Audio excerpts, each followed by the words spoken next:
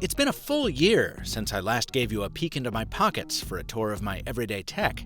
That's equivalent to 4 years on the planet Mercury, 7 years to the common canine, and roughly a century when it comes to mobile technology. In that time, I've traded a dead smartphone platform for a zombie one, shed one wearable and beefed up another, and I've upped my tablet game at the expense of my laptop one. This is MrMobile's 2017 Everyday Carry, brought to you by dbrand.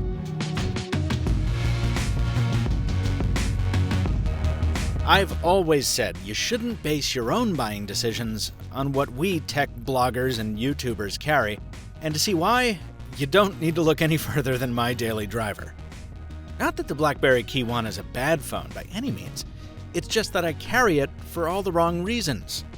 Namely, a desire to stand out from the masses, and a pretty unhealthy obsession with the past. See, my very first smartphone was a BlackBerry, so every time I lay my thumbs down on these keys, part of me is instantly back in 2005, tapping out live journal entries at the laundromat. Yeah, it's silly and sentimental, but judging by how many Key Ones I've seen in the hands of friends at press events, I'm hardly alone in that. Another habit from the lifestyles of the uber-nerdy: dual-wielding smartphones. When my second pocket isn't full up with whatever phone I'm reviewing, I carry the LG G6. Why? Because almost every time I take a picture with any other smartphone, I wish I'd taken it with the G6's wide-angle camera. You know those things I do sometimes where I drop in little inserts that were taken outside the studio?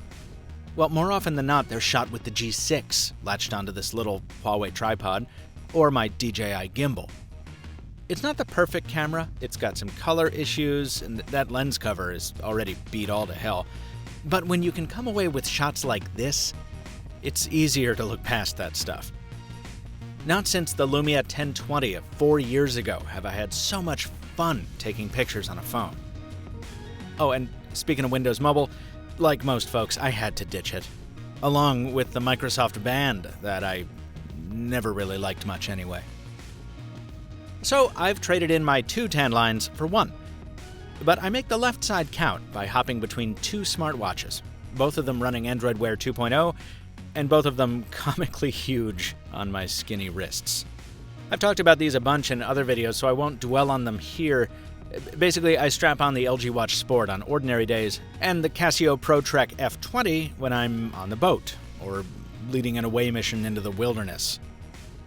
I'm still waiting for a smartwatch to come along and really capture my heart like the Pebble did, but until then, these do the trick. Half the video done and no mention of Apple? Well, consider this. Every single MrMobile video you've ever seen has been edited on this machine, the same 2015 MacBook Pro I showed you last summer. Now, people sometimes ask me why I haven't upgraded to the newer models yet. And, well, that SD card slot Apple eliminated on the newer ones, I use it every day. I use those USB Type-A ports every day. And that MagSafe cable Apple also phased out, it saves this machine from utter destruction at least once a month. So, yeah, I'm one of the pros Apple alienated with those new machines, and I'm just not ready to introduce all the inconvenience of added accessories into my life when this machine just works fine. If it weren't for my dependence on Final Cut Pro to edit videos, I probably would have switched to a Windows box by now. I still like keeping up with what's new in Windows 10, so when I don't have to edit video, I carry the Surface Book with Performance Base, a review unit Microsoft was good enough to let me hold on to for a while. But that's a big old beast of a machine whose power I don't often need, even in tablet-only mode.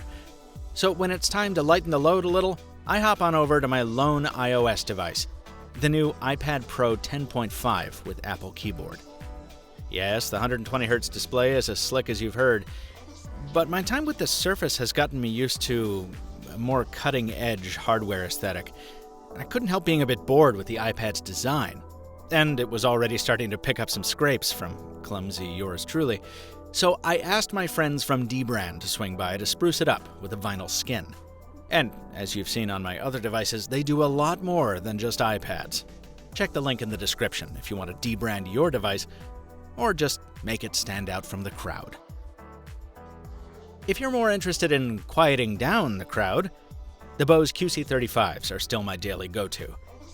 They're the first headphones I ever used with acoustic noise cancelling, my gateway drug to a world of silence some consider unnatural. Maybe that's part of the reason they've stayed on my ears, even though I've reviewed better headphones since then. I mean, the Sony MDR-1000X have more advanced features and a stronger Bluetooth connection. If I had to do it over again, I'd buy those instead, I think. But the QC35s are still the ones around my neck every day. Never underestimate the power of habit. Alright, let's bring it home with the pocketables. I keep my cards organized with a simple wallet from Herschel Supply that I bought for not very much money at Newbury Comics. And I keep my keys from jingling with a fun little fob called KeySmart, which I'd like better if the screws didn't constantly loosen themselves up.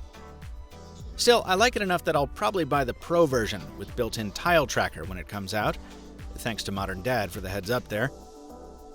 Yes, I still tap my way into the T, Boston's Subway, with the Sesame Ring by Ring Theory. And of course, all the stuff I covered in this video is way too much to fit into even Scotty Vest-sized pockets, so my bag of choice these days is the Tilt Energy Pro, which blends style, storage, and extra endurance into a pretty comfy backpack. That bag, along with almost everything else in this video, has gotten my full review treatment at some time or another, folks. So if you want to learn more about any of this stuff, check out the Mr. Mobile on YouTube. See the links to buy in the description below, and please hit that subscribe button so you don't miss more videos coming every week. One more shout out to D-Brand for making this peek behind the scenes possible. Until next time, everyone, thanks for watching, and stay mobile, my friends.